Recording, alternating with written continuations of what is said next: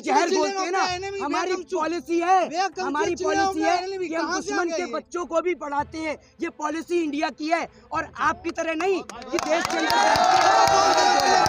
समझे। बिल्कुल, और यही पॉलिसी, एक मिनट सुनो, यही पॉलिसी ये भी पॉलिसी मिड डे मील की है। आप भी तो क्षमता तो रखिए, आप भी तो रखिए ना, अगर आपके पास सुनने की क्षमता हो ना आप भी तो तो आप रखिए ना, एक्सेप्ट करिए। आप भी तो रखिए ना। आप लोग आकर यहाँ अरे पर आप भी तो फिर रखिए आप ना। कहते हैं पत्रकारों से बदतमीजी होती है। आपके चैनल का क्या कैमरा क्यों कहाँ है? उसको- आपका कैमरा कहाँ मैं है? नहीं हूँ, कैमरा कहाँ है? मैं नहीं हूँ वहाँ से। आपने खुद मेरे कान में बोला अभी कि मैं रिपब्लिक भारत से हूँ। नहीं। अब आप मना कर रहे हैं। बताइए ना, आपने बोला एक्सेप्ट करिए। उसके घर जाके आप पाल देंगे। जो 200 किसान मरे उनके घर को आप पाल देंगे। जिम्मेदारी लेते हैं तो मैं हाइपर नहीं होऊंगा। आप जिम्मेदारी लेंगे 200 परिवार की। अरे 200 छोड़िए, 2 परिवार की लेंगे। अरे 2 परिवार की लेंगे। क्यों? आप लेते हैं, आपके घर से कितने लोग हैं जो आर्मी में हैं? एक मिनट, आप हाइपर की बात करते हैं ना, आप मुझे ये बताइए, आप उन 2 परिवार की जिम्मेदारी लेंगे? एक्सेप्ट करते हैं आप जिम्मेदारी को? सुन तो ले। अरे मैं सवाल सुनने के लिए नहीं आया। आप 24 घंटे सुनाते हैं। और सुनिए, पत्रकार नहीं, मुझे पता है 5-5 हजार रुपए में एक गाड़ी वाला मौलाना और एक पंडित बिठालकर जो खेल रचा जाता है ना, वो पूरा देश देखता है। समझे? अरे सुनिए, नहीं मिलते। अरे नहीं मिलते। एक बार हाँ करिए, नहीं मिलते। एक नहीं मिलते। खाइए, इस पे हाथ रखिए, कसम ये तो आपके लिए सब कुछ है। आज एक्सपोज करूँ, बताइए। आपके चैनल का नाम लेकर मेंशन करूं क्या? पूरा देश आपको दिखाए, बताइए ना। अरे दिखाऊं क्या? सुनिए, मैं सुनाता हूं। आप रिपब्लिक भारत से हैं, ठीक है, लेकिन देश के चौथे स्तंभ होने के नाते मैं आपका सम्मान करता हूं, देश का नागरिक होने के नाते। सबका सम्मान करो ना भैया। किसान प्रोटेस्ट में सुनिए, किसानों की बात करो ना। एक मिनट भाई, किसान प्रोटेस्ट में किसानों की बात करो ना भैया। क्यों? एक बात मुझे बताइए, किसान प्रोटेस्ट के अंदर वो जो लड़की दिशा पकड़ी जाती है, सही पकड़ी जाती है। और एक बात मुझे ये तो बताइए, वो जो देश के लिए अनर्गल बयान देते हैं उनको आप नहीं पकड़ते। इस इंडिया की बात कर रहे हैं ना, I have to educate the children of the enemy. This is a policy of India. अभी यहाँ ओके, children of the समझ enemy रहे कहाँ से हैं? आ गया? आप एक मिनट सुनिए, आप जिस इंडिया ओके नहीं यार, ऐसा है।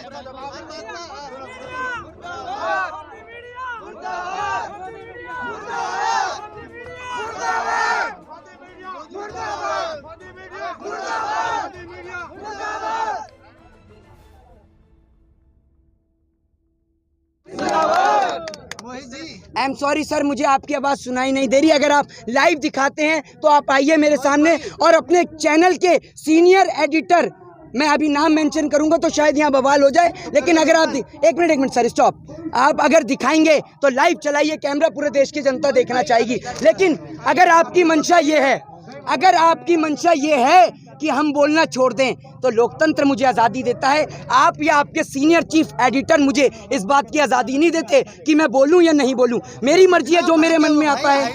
नहीं, हाइपर, अरे मेरा देश है। आप हाइपर की बात कर रहे हैं, उसके घर जाके आप पाल देंगे। जो 200 किसान मरे उनके घर को आप पाल देंगे। जिम्मेदारी लेते हैं तो मैं हाइपर नहीं होऊंगा। आप जिम्मेदारी लेंगे 200 परिवार की। अरे 200 छोड़िए, 2 परिवार की लेंगे। अरे 2 परिवार की लेंगे। क्यों? आप लेते हैं, आपके घर से कितने लोग हैं जो आर्मी में हैं? एक मिनट, आप हाइपर की बात करते हैं ना, आप मुझे ये बताइए, आप उन 2 परिवार की जिम्मेदारी लेंगे? एक्सेप्ट करते हैं आप जिम्मेदारी को? सुन तो ले। अरे मैं सवाल सुनने के लिए नहीं आया। आप 24 घंटे सुनाते हैं। और सुनिए, पत्रकार नहीं, मुझे पता है 5-5 हजार रुपए में एक गाड़ी वाला मौलाना और एक पंडित बिठालकर जो खेल रचा जाता है ना, वो पूरा देश देखता है। समझे? अरे सुनिए, नहीं मिलते। अरे नहीं मिलते। एक बार हाँ करिए, नहीं मिलते। एक नहीं मिलते। खाइए, इस पे हाथ रखिए, कसम ये तो आपके लिए सब कुछ है। आज एक्सपोज करूं, बताइए। आपके चैनल का नाम लेकर मेंशन करूं क्या? पूरा देश आपको दिखाए, बताइए ना। अरे दिखाऊं क्या? सुनिए, मैं सुनाता हूं। आप रिपब्लिक भारत से हैं, ठीक है, लेकिन देश के चौथे स्तंभ होने के नाते मैं आपका सम्मान करता हूं, देश का नागरिक होने के नाते। सबका सम्मान करो ना भैया। किसान प्रोटेस्ट में सुनिए, किसानों की बात करो ना। एक मिनट भाई, किसान प्रोटेस्ट में किसानों की बात करो ना भैया। क्यों? एक बात मुझे बताइए, किसान प्रोटेस्ट के अंदर वो जो लड़की दिशा पकड़ी जाती है सही पकड़ी जाती है। और एक बात मुझे ये तो बताइए, वो जो देश के लिए अनर्गल बयान देते हैं उनको आप नहीं पकड़ते, आपके छे आप जिस इंडिया की बात कर रहे हैं ना, I have to educate the children of the enemy, this is a policy of India. Okay, समझ रहे हैं आप? एक मिनट सुनिए, आप जिस इंडिया में जहर बोलते हैं ना, हमारी पॉलिसी है कि हम दुश्मन के बच्चों को भी पढ़ाते हैं, ये पॉलिसी इंडिया की है। और आपकी तरह नहीं कि देश के अंदर, समझे? बिल्कुल। और यही पॉलिसी, एक मिनट यही पॉलिसी, ये भी पॉलिसी मिड डे मील की है। आप भी तो क्षमता तो रखिए, आप भी तो रखिए ना। अगर आपके पास सुनने की क्षमता हो ना, आप भी तो तो आप रखिए ना। एक्सेप्ट करिए। आप भी तो रखिए ना। आप लोग आकर यहाँ अरे आप पर भी तो फिर रखिए आप ना। कहते हैं पत्रकारों से बदतमीजी होती है। आपके चैनल का कैमरा क्यों कहाँ है? उसको- आपका कैमरा कहाँ है? मैं नहीं हूँ, कैमरा कहाँ है? मैं नहीं हूँ वहाँ से। आपने खुद मेरे कान में बोला भी कि मैं रिपब्लिक भारत से हूँ। नहीं। अब आप मना कर रहे हैं, बताइए ना। आपने बोला एक्सेप्ट करिए। ओके, नहीं यार, ऐसा है।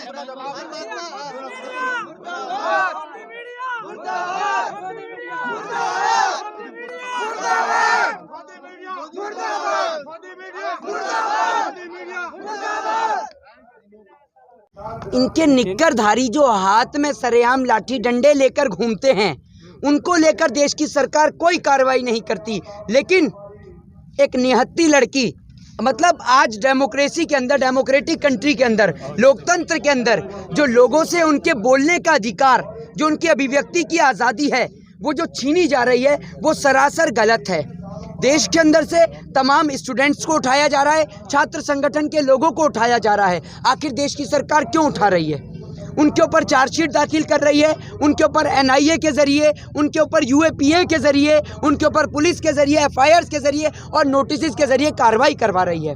देश की सरकार देश के अंदर, डेमोक्रेसी कंट्री के अंदर जो लोगों की आवाज़ को दबाने का कार्य कर रही है, ये सरासर गलत है। क्योंकि भारत देश के अंदर सभी लोगों को आज़ादी है राइट टू स्पीच की, और जब ये राइट टू स्पीच की आज़ादी उनसे छीनी जाएगी तो निश्चित तौर पे कहा जा सकता है कि आप और हम एक लोकतांत्रिक देश में नहीं रह रहे हैं। जिस तरीके के आरोप उन पे लगाए गए जी, अगर हम उस तरीके से देखें किसान आंदोलन के पीछे की सपोर्ट को, तो एक आम जनता पर किसान आंदोलन को एक अलग तरीके से देखती है, एक खालिस्तानी मूवमेंट की नज़र से देखती है। उस पे क्या कहेंगे? देखिए, दिल्ली दंगे के अंदर जब दिल्ली राइट्स हुए थे, उसको लेकर भी कुछ लोगों ने ऐसी टिप्पणी की थी, ऐसी टिप्पणियां करी थी और ऐसे ट्वीट भी करे थे और ऐसी वाणी और ऐसे शब्दों का प्रयोग किया था। लेकिन क्या करें जनाब, उनको तो Y+ की सिक्योरिटी मिल गई, जिन्होंने लाखों हजारों लोगों की जीवन की आजीविका को नष्ट कर दिया, जिन्होंने लाखों हजारों परिवारों के एक जीने के साधन को खत्म कर दिया। लेकिन आज अगर कोई भी देश के किसान का समर्थन करता है, देश छोड़िए विदेश की सरजमी पे भी करता है, तो भारत देश के द्वारा उसके ऊपर कानूनन एक्शन लिया जा रहा है। तो आखिर भारत के लोकतांत्रिक देश के अंदर इस तरीके से लोकतंत्र के अंदर मौलिक अधिकारों का हनन क्यों हो रहा है भारत के लिए? जबकि आप और हम कहते हैं कि डेमोक्रेटिक कंट्री है, तो डेमोक्रेटिक कंट्री में तो आज़ादी है राइट टू स्पीच की, राइट टू फ्रीडम की, तो ये आज़ादी लोगों से क्यों छीनी जा रही है? क्यों अघोषित इमरजेंसी लागू कर कर देश के अंदर लोगों को आप साथ नहीं निकलने देते हैं? जब आपका मन करता है तब आप देश में इंटरनेट सेवा बेहाल कर देते हैं, जब आपका मन करता है किसान के ट्रैक्टर में पेट्रोल नहीं देते हैं। आपके पिताजी का हिंदुस्तान नहीं है ये हिंदुस्तान 133 करोड़ देश की तमाम जनता का है जो इस देश के अंदर रहती है। और उस डेमोक्रेसी के अंदर जिसकी आप बात करते हैं ना, उसी डेमोक्रेसी के चलते हमारे देश में एक चाय वाला, जी हाँ चाय वाला, 3 बार बोलूँगा, चाय वाला प्रधानमंत्री बनता है और तड़ी पार गृह मंत्री बनता है। ये देश के डेमोक्रेसी में है, जिस कारण वो बनता है। सरकार बातचीत ना करके जिस तरह से लोगों को पकड़ के खालिस्तानी सिद्ध करने पर लगी है इस आंदोलन को, क्या लगता है सरकार कामयाब होगी क्या अपने आप में? देखिए, सरकार की सुनिए, सरकार की अगर आप बात करें ना, तो सरकार तो इतना झूठ बोलती है और जुटेश्वर नाथ का तो कुछ कहना ही नहीं, वो सारी हदों को क्रॉस कर देते हैं। सरकार के प्रधानमंत्री, सरकार के नहीं उद्योगपतियों के प्रधानमंत्री हैं ये। आपके और हमारे तो हैं नहीं। आपके और हमारे होते तो 200 से ज़्यादा किसान भाई मर गए, उनको लेकर नहीं बोलते। लेकिन अगर आप और हम बोल दें तो हम भड़काऊ बयान दे रहे हैं। तो देश के प्रधानमंत्री जो संसद में खड़े होकर किसी को परजीवी, किसी को आंदोलनजीवी कहते हैं, वो क्या है? आपको लोकतंत्र में क्या अधिकार है कि आप किसी के लिए गलत प्रकार की टिप्पणी करें? यह आपको बिल्कुल शोभा नहीं देता। और प्रधानमंत्री की बात पे अगर यकीन करें तो प्रधानमंत्री कहते थे नोटबंदी के बाद में 3 लाख करोड़ रुपए का काला धन आया है। आप सोचिए और समझिए। हमारे पास इतना खाली समय नहीं है कि हम नरेंद्र मोदी की बुराई करते रहें 24 घंटे। आप सोचने को मजबूर तो होइए जनाब कि नोटबंदी के बाद 3 लाख करोड़ रुपया देश के अंदर आता है, लेकिन उसके बाद भी हमें 1 लाख करोड़ रुपया जापान से उधार लेना पड़ता है मेट्रो के लिए। तो क्या ये सवाल आपको सोचने के लिए विवश नहीं करते, या आप लोग सोचने की क्षमता को खो चुके हैं? बताइए ना आप मुझे कि जब प्रधानमंत्री का स्टेटमेंट है कि 3 लाख करोड़ रुपया नोटबंदी से आता है काले धन के स्वरूप में, तो फिर भी 1 लाख करोड़ रुपया हमें जापान से मेट्रो के लिए लेना पड़ता है। तो ये तमाम प्रश्न है। जिस सरकार की आप बात करते हैं ना, वो सरकार टोटल झूठी सरकार है। और अगर कोई बोले तो कहती है कि किसानों को भड़का रहे हैं। आप 300 से ज़्यादा बहुमत लेकर बैठे हैं, आप समझा नहीं रहे हैं और मैं भड़का रहा हूँ। ये तो इस सरकार की बात है। मीडिया की बात करते हैं, मीडिया तो तीनों बॉर्डर से दिखा रहा है कि अब भीड़ कम होने लग गई, देखिए का असर दिखने लगा किसानों पे। तो आप एक बात मुझे बताइए ना, सरकार पे उन भड़ुआगिरी करने वाले पत्रकारों की तरह, देश के चौथे स्तंभ को जिनको कहा जाता है, उनकी तरह कोई सरकारी मदद नहीं आ रही कि बीच में घुस जाएं।